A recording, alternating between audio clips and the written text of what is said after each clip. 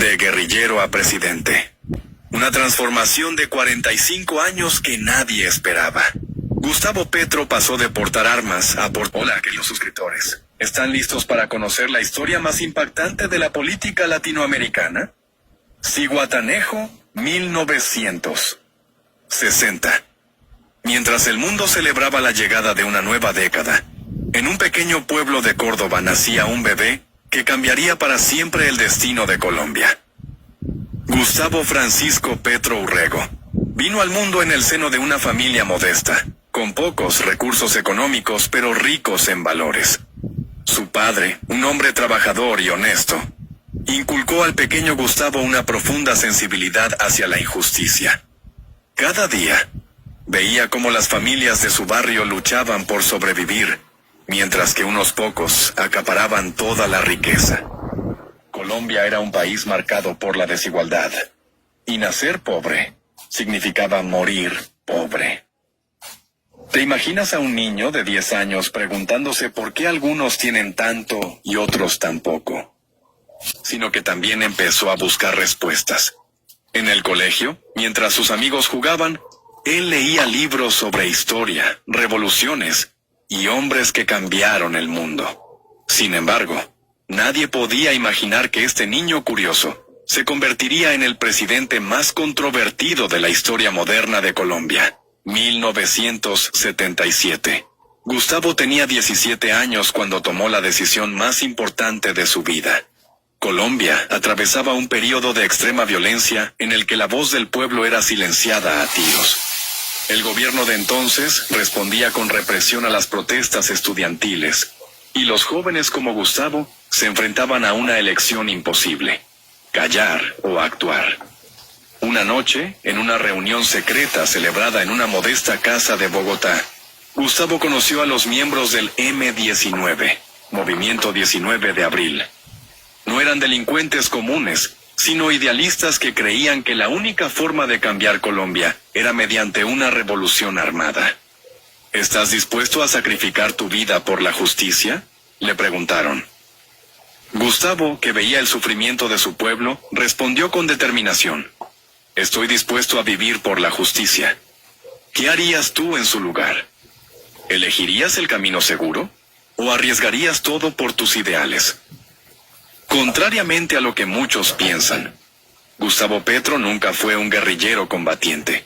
Su inteligencia y capacidad de análisis lo llevaron a trabajar en las áreas política y logística del M-19. Mientras otros portaban armas, él portaba ideas. Su trabajo consistía en organizar las células urbanas, coordinar las actividades de propaganda y, sobre todo, mantener viva la llama ideológica del movimiento. Era el cerebro detrás de muchas operaciones, un estratega que no solo pensaba en ganar guerras, sino en construir un futuro mejor para Colombia. Gustavo vivió 8 años en la clandestinidad. Cambió de identidad muchas veces, durmió en casas diferentes cada noche, y aprendió a vivir bajo la amenaza de ser capturado o asesinado. Era una vida llena de sacrificios, en la que el amor por la patria era más importante que la comodidad personal. Pero en 1985 todo cambió. Una traición inesperada lo llevó al periodo más oscuro de su vida. 19 de noviembre de 1985. Gustavo Petro fue capturado por las autoridades colombianas. A continuación, comenzó un infierno de 16 meses que habría destrozado a cualquier persona normal. Pero Gustavo no era una persona normal. En la cárcel, fue sometido a torturas físicas y psicológicas. Los interrogadores intentaban obtener información sobre sus amigos, futuras operaciones y la estructura del M-19. Cada día era una prueba de resistencia, cada noche una batalla mental para no rendirse.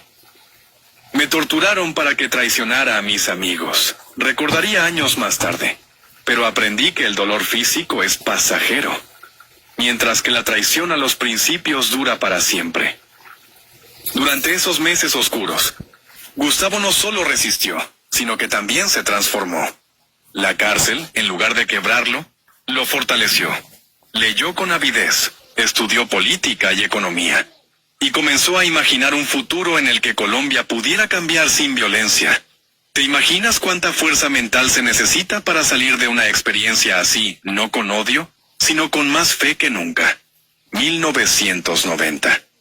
Tras décadas de conflicto armado, el M-19 tomó una decisión histórica, de poner las armas y apostar por la democracia. Para Gustavo, que había pasado su juventud en la clandestinidad, esto significaba una nueva oportunidad para servir a Colombia. El proceso no fue fácil. Muchos guerrilleros dudaban de que el sistema político colombiano fuera realmente capaz de permitir el cambio. Otros temían por sus vidas, sabiendo que en Colombia los líderes de izquierda solían ser asesinados. Sin embargo, Gustavo, con la sabiduría que había adquirido en la cárcel, comprendía que el verdadero cambio solo podía lograrse mediante la participación democrática. Las armas nos permitieron hacer oír nuestra voz, solía decir, pero solo los votos pueden darnos el poder de transformar. La transición del M-19 a la vida civil fue un ejemplo para el mundo. Demostraron que era posible pasar de la guerra a la paz, de la violencia a la política constructiva. Pero la verdadera dificultad no había hecho más que empezar. ¿Podría un antiguo guerrillero ganarse la confianza del pueblo colombiano? 1991. Gustavo Petro, de 31, fue el diputado más joven de la Asamblea Nacional Constituyente. Su misión: ayudar a redactar una nueva constitución para Colombia, que reflejara los sueños de justicia social que había alimentado desde su adolescencia.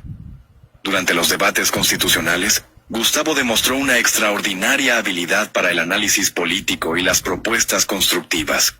Ya no era el joven rebelde que participaba en insurrecciones armadas, sino un estadista en ciernes, capaz de tender puentes entre los diferentes sectores de la sociedad. Su trabajo en la Asamblea Constituyente le valió el respeto de sus colegas y rivales.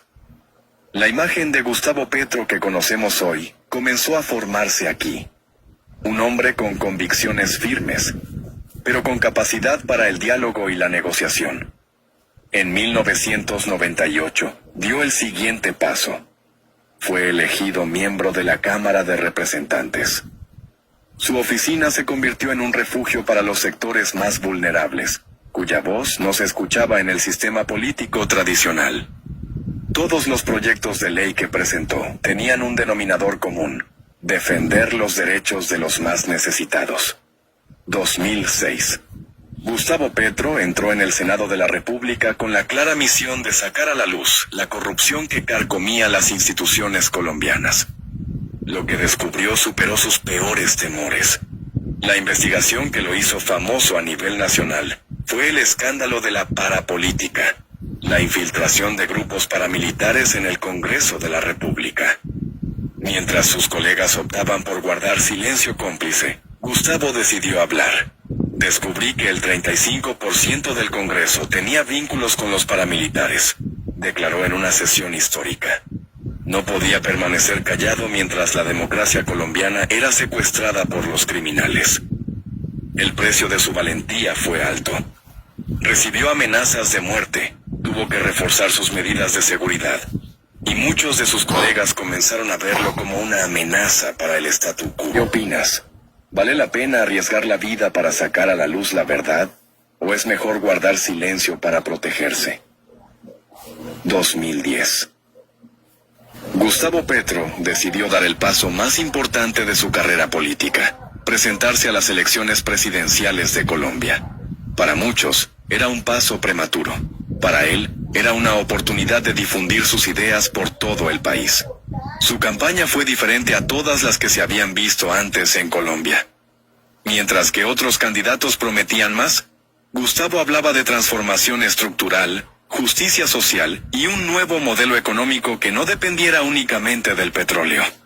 Colombia necesita un cambio profundo, no solo formal, decía en sus discursos. Necesitamos una revolución democrática que devuelva el poder al pueblo. Aunque no ganó,